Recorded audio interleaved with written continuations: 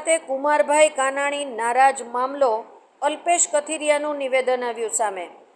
કુમાર કાનાણીની વાત તેમના સ્તર પર યોગ્ય છે. ચૂંટણીમાં આમને સામને લડ્યા હોય ત્યારે તે પ્રશ્ન બાબતે તેમને મનમાં વાત હોય તે મીડિયા સમક્ષ તેમને મૂકી અમે કુમારભાઈને ચોક્કસ મનાવીશું.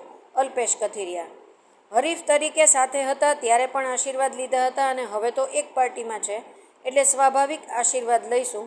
અમે તેમને મળીશું અને અમારાથી કોઈ દુઃખ થયું છે તે બાબતે ચર્ચા કરીને અમે નિરાકરણ લાવીશું. નિવેદન આપ્યું છે આજે તમારા એમની જે વાતો છે એમના સ્તરે એકદમ વ્યાજબી વાત છે. એમણે જે જણાવ્યું છે કે ભાઈ નારાજગીનો કોઈ મને પ્રશ્ન નથી. સ્વાભાવિક છે કે ચૂંટણી સમય પર આમને સામને લડ્યા હોય તો વ્યક્તિગત વાતો હોય કે પાર્ટીની વાતો હોય એકબીજા સામેના પ્રશ્ન બન્યા હોય છે. એકબીજાની ચૂંટણીઓની અંદર પરિસ્થિતિઓના નિર્માણ થતા જ હોય છે. એટલે એમને પાર્ટી તરીકેના નિર્ણયમાં એમની નારાજગી નથી, પણ સ્વાભાવિક છે કે જે આમને સામને લડાઈ લડ્યા હતા, આમને સામને ચૂંટણી લડ્યા હતા, એ પ્રશ્ન બાબતથી એમને ચોક્કસ એમ પણ મનમાં જે પણ વાત હશે એમને મીડિયા સમક્ષ ચોક્કસ રજૂ કરી છે કે હું સિદ્ધાંતોને લીધે આવી શક્યા નથી. અને હવે વડીલ તરીકે ત્યારે પણ અમે એમના આશીર્વાદ લેતા હતા અને આવનારા દિવસોમાં પણ જ્યાં પણ એમના સાથ સહકાર સહયોગની જરૂર હશે તો ચોક્કસ લેતા રહીશું. નારાજગી કઈ રીતે દૂર કરશે? નારાજગીનો પ્રશ્ન જ નથી. એમને જ્યારે પાર્ટીના જોઈનિંગના જે પ્રશ્નની બાબત હતી એ બાબતમાં એમને જે પણ મંદુક હતી એમને વાત જાહેર કરી છે. નારાજગી એમને કોઈ પણ નહીં અને એમને પણ કોઈ પણ પ્રકારની નારાજગી નથી. સીધું એમને કીધું છે પાર્ટી તરફથી નારાજગી પર અલ્પેશભાઈએ જે પ્રહાર કર્યા હતા, ઇલેક્શન વખતે જે શબ્દો કહ્યા હતા, જનતા યાદ રાખતી હોય છે. તેને લઈને વ્યક્તિગત તેઓ નારાજ છે, તેના સિદ્ધાંતના વિરુદ્ધ. રાજકીય બાબતોમાં જ્યારે પણ આમને સામને ઉમેદવાર તરીકે લડતા હોય છે ત્યારે એકબીજા ઉપર પ્રહારો થતા જ હોય છે. એમણે અમારા ઉપર પ્રહાર કર્યા હોય, એમણે એના ઉપર પ્રહાર કર્યા હોય છે અને એક રાજનૈતિક અને વૈચારિક પ્રકારના પ્રહારો હોતા હોય છે. એમાં વ્યક્તિગત એમના ઉપરના પ્રહારો નથી કે એમણે કોઈ અમારા ઉપર વ્યક્તિગત પ્રહારો નથી કર્યા.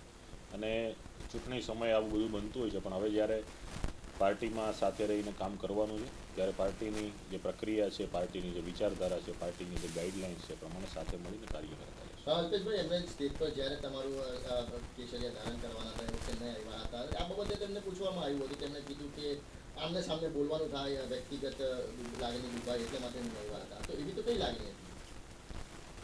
જ્યારે 2022ના વિધાનસભામાં અમે હરીફ ઉમેદવાર તરીકે લડ્યા હોય અને અમને અત્યારે એવું લાગતું હોય કે ભાઈ આવનાર વ્યક્તિ હરીફ તરીકે લડ્યા હોય એમનું સ્વાગત કરવું કે સન્માન કરવું એના સિદ્ધાંત વિરુદ્ધ લાગ્યું હોય તો સ્વાભાવિક છે કે હાજર ના રહી જાય.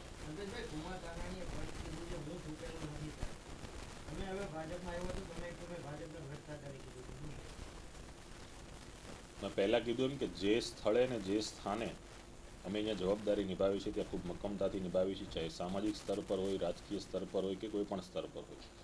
હવે જ્યારે રાજનીતિના મંચ ઉપર ભારતીય જનતા પાર્ટીના સ્થાન પર આવ્યા છીએ તેમાં ત્યાં પણ મજબૂતાઈથી જવાબદારી નિભાવી છે. ચૂકેલું નથી ચાહતા, એમણે કીધું કે એ લોકો શું કરે છે અમારા નિયમો, અમે ચૂકેલું નથી ચાહતા, આવું કુમારભાઈએ કીધું છે. તો હવે કુમારભાઈ જ એના ખુલાસા કરશે કુમારભાઈ શું કહેવા માગે છે બાબતે. તમે કેવી રીતે મનાવશો કુમારભાઈને? ચોક્કસ મનાવીશ અને સ્વાભાવિક છે કે આજ વિસ્તારમાં જે અવારનવાર મળવાનું થશે, વ્યક્તિગત પણ મળીશું, એમના આશીર્વાદ પણ લઈશું. જ્યારે હરીફ તરીકે હતા ત્યારે પણ એમના આશીર્વાદ લેતા હતા, તો આજે સાથે છીએ તો ચોક્કસ એમના આશીર્વાદ લઈશું. તમે ભાજપમાં જોડે 3-4 દિવસ થઈ ગયા, એ કુમારભાઈ સ્ટેજ પર નહીં દેખાયા હતા, ક્યાંક ને ક્યાંક નારાજગી દેખાઈ રહી હતી. તમે એમને મનાવવાની કોશિશ કરી હતી આ 4 દિવસોમાં? નહીં, અત્યારે પહેલાં કોઈ એવો પ્રશ્ન હતો ને અને મને એ બાબતની જાણ પણ નહોતી કે વાત પણ નહોતી થઈ. ત્યારે કંઈક પારિવારિક કારણોસર બહાર હતા એવી વાત હતી. પણ આજે જ્યારે વાતો મળી છે તો સ્વાભાવિક છે કે એમને મળીશું, વ્યક્તિગત વાત પણ કરીશું અને જે નારાજગી હશે અથવા અમારા વ્યક્તિગત બાબતથી એમને કોઈ દુઃખ લાગ્યું હશે તો એની ચર્ચા કરીશું. અલ્પેશભાઈ, કેટલું એક જ વિસ્તારમાં રહીને કામ કરવાનું અને આ નારાજગી ક્યાં સુધી ચાલશે? નારાજગીનો પ્રશ્ન જ નથી. એમને જે સિદ્ધાંતની ને એની જે વ્યક્તિગત બાબત છે ચોક્કસ છે, એમને જે કોઈ બાબતમાં દુઃખ લાગ્યું છે તે બાબતની ચર્ચા કરશું, એનું નિરાકરણ લાવીશું. એવું લાગેલું છે કે જ્યારે તમને ભાજપમાં જોડાવાની વાત હતી તે વખતે કુમારભાઈને ભાજપ તરફથી ફોન કરવામાં આવ્યો હતો. કુમારભાઈ એવું કીધું હતું જે ભાજપ પાર્ટી જોડવા માંગે તો હું કંઈ નહીં કરી શકું, પણ વ્યક્તિગત મને નથી ગમ્યું એમ. પાર્ટીની ઉચ્ચ જે એમની જે સમિતિ છે, એમનો જે પ્રદેશનો હાઈકમાન્ડ છે, એમના જે નિર્ણયો હોતા હોય છે, જે કોઈ પણ સ્તરે પાર્ટીના જોડાયેલા કાર્યકર્તાથી માંડીને સત્તાધીશો, હોદ્દાધિકારીઓ, પદાધિકારીઓ તમામ એમને સમર્થન કરતા હોય છે. પાર્ટીની પ્રક્રિયા છે, પાર્ટીએ જે પ્રક્રિયા કરવાની હશે તે કરી હશે. કુમાર કાકાને તમારી બીજેપી જોઈન ગમી નથી? એ જોડાણના દિવસોમાં એમને જે પ્રક્રિયા અને સિદ્ધાંતની વાત હતી હશે, આવનારા દિવસોમાં ચોક્કસ સૌ પાર્ટીની એક છત્રછાયા નીચે સાથે મળી કાર્ય કરીશું. આપમાં નિષ્ક્રિય રહેલા અલ્પેશ હવે ભાજપમાં કઈ રીતે કામ કરશે? પાર્ટીમાં હાલ કાર્યકર્તા તરીકે અમે જવાબદારી નિભાવી રહ્યા છીએ. પાર્ટી જ્યાં પણ આદેશ કરશે અથવા પાર્ટીની જ્યાં પણ અમારી જરૂરિયાત હશે, જે પ્રમાણેની કામગીરી સોંપશે, જે પ્રકારની જવાબદારી સોંપશે, એ પ્રમાણે અમે કાર્ય કરતા રહીશું. અલ્પેશભાઈ, તમે જ્યારે જેલમાંથી બહાર આવ્યા, ગબ્બર તરીકે બહાર આવ્યા, ત્યારે તમે કીધું જ્યારે જીવનનો માણસ નથી, હું રાજનીતિનો માણસ નથી, એ વખતે એવું ધ્યાન આપ્યું હતું. હવે રાજનીતિમાં આવવાનો શું મકસદ? સમય અને સંજોગો પર ઘણા બધા નિર્ણયો લેવાતા હોય છે. જ્યારે પણ અમે આંદોલનની પ્રક્રિયા 2015થી સ્ટાર્ટ કરી ત્યારે અમે અભ્યાસ સાથે જોડાયેલા હતા.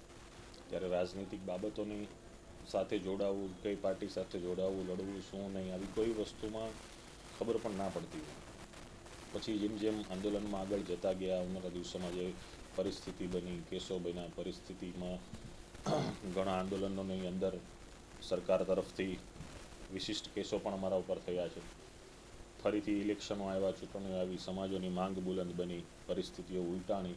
તો આવા સમય સંજોગના આધારે અમે રાજનીતિક નિર્ણયો લીધા છે. અલ્પેશભાઈ, જે રીતે પાસનું આંદોલન ચાલતું હતું એમાં કંઈક ને કંઈક કુમારભાઈનું સમર્થન સતત રહેતું હતું, લાગણી પણ સમર્થનવાળી રહેતી હતી. હવે એવું શું બન્યું અલ્પેશભાઈ અને કુમારભાઈની વચ્ચે કે આ હદની નારાજગી આવી ગઈ?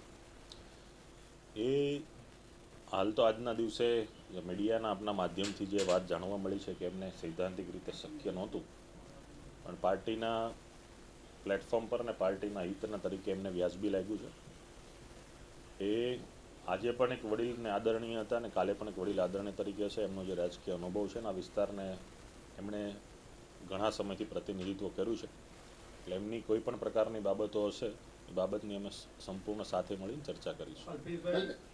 મળવા જશે કુમારભાઈને? 100% મળવા જશે. અલ્પેશભાઈ, કોઈ મળવા એક બાબત સવાલ છે કે એવું સૂત્રોના જણાવે, જ્યારે તમે આપમાં હતા ત્યારે પણ ભાજપના ક્યાંક ને ક્યાંક સંપર્કમાં હતા, એવું સૂત્રોના મુજબ જાણવા મળી રહ્યું છે.